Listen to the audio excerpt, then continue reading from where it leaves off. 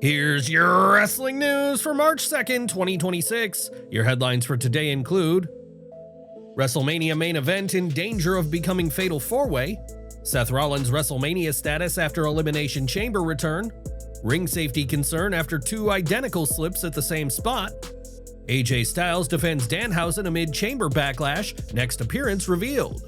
Danhausen's WWE debut delayed due to AEW issues, Triple H responds. AJ Lee makes surprising confession about long-term WWE plans. Major Botches fans missed at Elimination Chamber 2026. Identity of fan who got handsy with Andrade at AEW Collision revealed, and more. Firstly, apologies for not reviewing Elimination Chamber, as my health wasn't good and I had to take some time off. That said, let's start with our first story. WWE's road to WrestleMania appears to be shifting towards something bigger than a traditional one-on-one championship main event. The direction became more apparent after Randy Orton won the men's Elimination Chamber match, a victory that would normally secure a clear-cut singles title opportunity.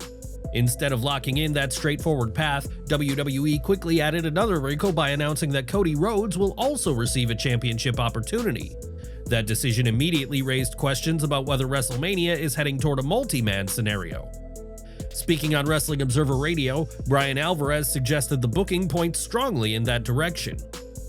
CM Punk obviously won, that wasn't a surprise, and then for the men's chamber, Randy Orton won, but Cody Rhodes is getting a championship match on Friday, so I'm sure there will be a big schmoz, and we're going to end up with a multi-person match at WrestleMania. I'm thinking a three-way, but maybe even a four.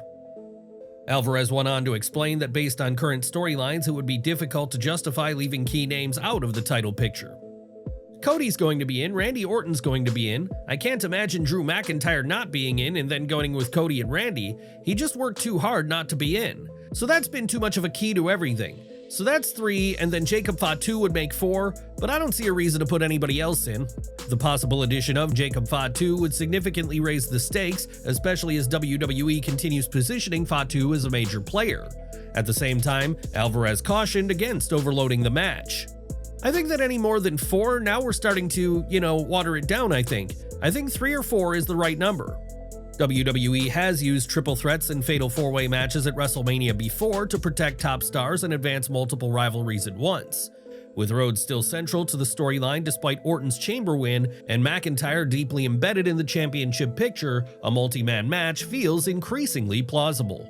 The question now is simple: should WrestleMania close with a high-stakes fatal four-way, or does the biggest show of the year deserve a definitive one-on-one main event? CM Punk received a massive hometown introduction in Chicago, complete with legendary Chicago Bulls announcer Ray Clay delivering the hype. The moment was designed to feel iconic, lights low, anticipation high, cameras locked in on Punk as he prepared to walk out. But as the shot lingered backstage, eagle-eyed fans noticed something else. Off to the side, partially in the shadows, a figure appeared to be standing still, watching. No movement, no acknowledgement, just a quiet presence behind Punk before he stepped through the curtain. And here's where it gets interesting. The silhouette, posture, and stance had some fans speculating that it looked a lot like Paul Heyman. The camera never focused on the individual, no name was mentioned, no commentary reference. It was subtle, almost too subtle. Given Heyman's history with Punk and his current influence in WWE's power structure, even the smallest visual cue is enough to spark conversation. Was it intentional foreshadowing, or just someone in the background at the wrong angle? WWE is known for planting seeds in plain sight. If that really was Heyman, it wouldn't be random. Did you see it too? And do you think it was deliberate?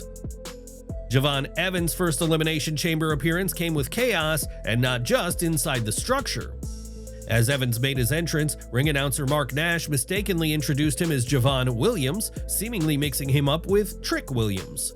The commentary team could be heard laughing at the slip, but the moment quickly gave way to something far more serious once the match got underway. Midway through the bout, Logan Paul delivered the pulverizer to Evans, and the landing immediately raised concern. Evans took the move high on his head, and the impact looked awkward enough that fans began speculating about a possible concussion. According to PW Insider, there was brief panic backstage following the spot. While the situation ultimately wasn't considered severe, Evans was later evaluated and placed into a low-level concussion protocol as a precaution. The sequence also sparked criticism toward Paul, with some believing he mistimed or slightly botched the execution of his own finisher. In a match environment as dangerous as the Elimination Chamber, even minor miscalculations can carry major consequences. Fortunately, the early signs suggest Evans avoided a serious injury. Still, for a rising star in his first chamber match, it was a rough night that mixed a public slip-up with a genuine health scare. Enjoying the video? A quick like goes a long way in helping us grow and deliver more wrestling news you care about. Seth Rollins' shocking return inside the Elimination Chamber may not have been a one-night surprise after all.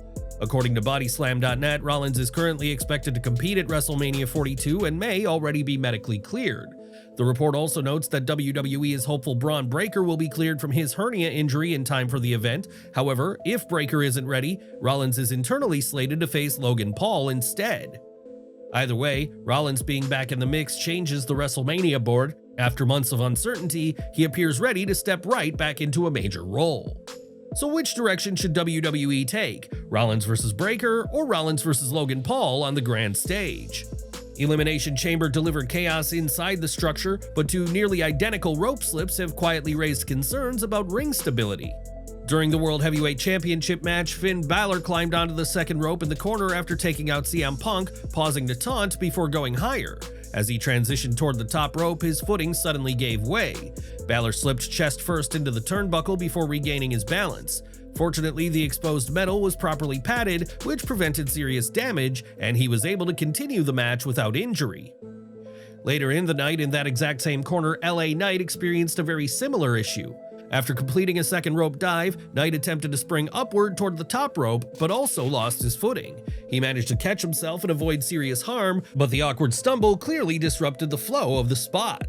Two different superstars slipping in the same area doesn't feel random. Whether it was rope tension, moisture buildup, or wear from repeated impact, that particular turnbuckle appeared unstable. In a structure like the Elimination Chamber, where elevation, speed, and impact are constant, even a minor ring inconsistency becomes a legitimate safety concern. WWE paid off weeks of speculation at Elimination Chamber by unveiling the contents of the mystery crate, introducing Danhausen to the main roster in the process. Emerging from a coffin inside the box, flanked by vampire-like dancers and debuting new entrance music, the visual presentation was dramatic, but inside the arena, the reaction felt mixed. Online, the criticism was louder. Many fans labeled the reveal underwhelming, especially considering the heavy build-up surrounding the mystery crate. As Backlash gained momentum, WWE Hall of Famer Ricky Morton came to Danhausen's defense. Morton didn't mince words, calling out critics and reminding people what it takes to reach that stage. I see a lot of professional wrestlers dissing the success of their peers. If you effing work hard, dedicate time to your career, put some effort in a gym, and go get them. Opportunities will present themselves. Congratulations, Danhausen. The post quickly caught the attention of AJ Styles, who publicly backed Morton's stance. Styles quote tweeted the message with a simple but meaningful response, "Well said." Coming from a veteran widely respected in the locker room, that endorsement carries weight. During the official post-Elimination Chamber show, Triple H was asked by Jackie Redmond about the crate and the debut. His response was brief and deliberately vague. "Me not commenting on the crate and Danhausen. Michael Cole's got a nice bucket of teeth. I think we're in for a fun time." According to PW Insider, Danhausen has signed a multi-year deal with WWE and is set to appear on Raw this week. The report also noted WWE kept him outside of Chicago in the days leading up to the event to protect the surprise. Meanwhile, Dave Meltzer added another layer to the story, revealing that support for Danhausen internally was not unanimous. People pushed for him, and there were people who didn't want him. This was not a unanimous decision or anything like that. I would suggest that the people who didn't want him are thinking, sure didn't work out so well this time. Meltzer suggested the move created division behind the scenes, with some unsure whether the character will translate successfully to WWE's larger platform. Now the spotlight shifts to execution. WWE clearly committed to the surprise, veterans are publicly backing him, creative is leaning into the mystery. The real question is simple: will this very nice, very evil gimmick connect with the broader WWE audience, or will it struggle under the brighter lights? What do you think? Long-term success or short-term experiment? It wasn't just divided opinions within WWE. Danhausen's previous situation in AEW reportedly added another layer to the story. According to Bodyslam.net, WWE had been actively working to bring Danhausen into the company as far back as July 2025. However, those plans were halted after AEW extended his contract. The report claims Danhausen had specifically requested that his deal not be extended if AEW did not intend to use him consistently. Despite that request, the extension reportedly went through, effectively blocking WWE from moving forward with a signing at the time. As a result, WWE had to wait until his AEW obligations officially expired before finalizing the deal. That context changes the perception of his Elimination Chamber debut. What appeared to some as a sudden creative gamble was in reality the payoff to months of stalled negotiations and contractual roadblocks finally clearing. Now that he's officially under the WWE umbrella with a multi-year deal, the real focus shifts away from contract drama and onto execution. After waiting that long to secure him, WWE clearly sees value in the character. AJ Lee's WWE return just reached a milestone, but don't expect her to map out a 5-year plan. At Elimination Chamber 2026, Lee forced Becky Lynch to tap out with the Black Widow to capture the Women's Intercontinental Championship. The submission looked slightly awkward in execution, but the result was definitive. With this win, she became the 4th Women's Intercontinental Champion and secured her first WWE title in more than a decade. Her last reign came in 2014 when she dropped the Divas Championship to Nikki Bella in under 30 seconds at Survivor Series. The division she once dominated is now unrecognizable compared to that era, and by her own admission, that shift has helped her view this return differently. Speaking on the Elimination Chamber post-show recap, Lee made a surprising confession: she doesn't have a long-term roadmap. There's no multi-year blueprint, no set endpoint. Instead, she's approaching this run as if every appearance could be the last. She explained that she hasn't planned far ahead or placed specific expectations on herself. Her mindset is simple: stay present, enjoy the moment, and see where it leads. Initially, she said her priority was standing up for her husband, CM Punk, but as opportunities keep presenting themselves, she's choosing to keep showing up and letting things unfold naturally. AJ Lee captured the WWE Women's Intercontinental Championship at Elimination Chamber, but the celebration came with an unexpected commentary slip. Amid the excitement surrounding her title win, Michael Cole accidentally referred to her as AJ Styles during the broadcast. With so much recent focus on Styles' retirement and Hall of Fame induction, it appears the longtime commentator simply mixed up the two names in the moment. The mistake didn't go unnoticed, especially considering the significance of Lee's first championship victory in over a decade. Wade Barrett, who has corrected on-air errors in the past, didn't jump in this time. Earlier in the night, Barrett had his own mix-up, at one point calling Kiana James Zelina, adding to a string of small commentary blunders throughout the show. With Michael Cole mistakenly calling AJ Lee AJ Styles, followed by major wardrobe malfunctions involving Kiana James, Raquel Rodriguez, and Rhea Ripley, and without even mentioning the slips from Balor and Knight, Elimination Chamber had botches and mishaps written all over it. While the slips didn't overshadow the action inside the chamber, they did stand out on a night filled with major moments, including AJ Lee's long-awaited return to championship gold. The February 28th edition of AEW Collision featured a physical, strike-heavy showdown between Andrade and Tomohiro Ishii, but it wasn't just the in-ring action that got people talking. Midway through the bout, Andrade rolled to the floor and, in a moment that's becoming something of a running gag, interacted with fans at ringside. He grabbed a piece of chocolate from one spectator before moving down the barricade to pose for a selfie with a woman seated nearby. The exchange quickly turned playful. She flirted, kissed him, and placed a hand on his chest before Andrade slid back into the ring and resumed the match like nothing happened. Not long after the broadcast, independent wrestling talent Becca revealed on social media that she was the woman involved in the segment, posting a photo from the moment and confirming her cameo. Becca has made a name for herself across the indie circuit, working with promotions like West Coast Pro Wrestling and Limitless Wrestling, among others.